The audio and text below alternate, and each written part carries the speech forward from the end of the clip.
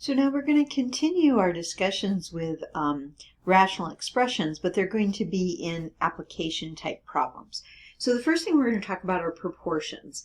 And the way I like to describe a proportion, it's when you have something over something equals something over something. Or I usually say stuff over stuff equals stuff over stuff. So what's happening is, it's not very technical, but what's happening is you have a rational expression on the left of the equal sign and a rational expression on the right of the equal sign. So you have one rational expression equaling another rational expression. Well, what we get to do when we have a proportion is we get to cross multiply. Sometimes they call it that. So what we're going to do is we're going to take whatever's numerator is there times the denominator there, so AD, and it's going to equal whatever denominator is there times whatever numerator is on the other side, BC. And so a lot of times they call that cross multiplying. It doesn't have anything to do with canceling or anything like that. But that's usually how we solve proportions. I find proportions really helpful sometimes. I use them in cooking and all kinds of places. So, all right, here comes an example then. So we have a rational expression on the left, and we also have one on the right. So that means it's a proportion.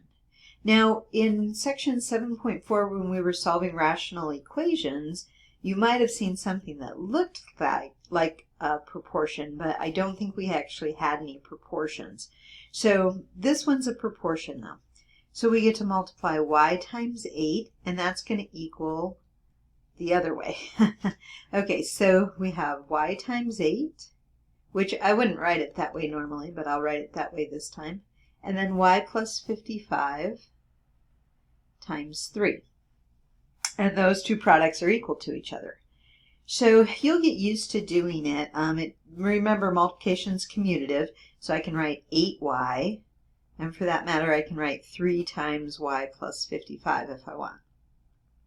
But that's a linear equation now that we can solve. So we have 8y.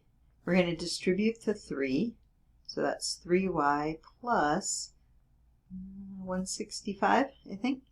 Okay, so now we get y on one side, so subtract the 3y. It's not a quadratic equation, it's linear because we don't have y squared. Okay, so 5y. So if you're thinking, why aren't you factoring? That's why. It's a linear equation. So 5y equals 165, divide both sides by 5. And what do we get? Y equals 33. Okay, sounds good. And we're done.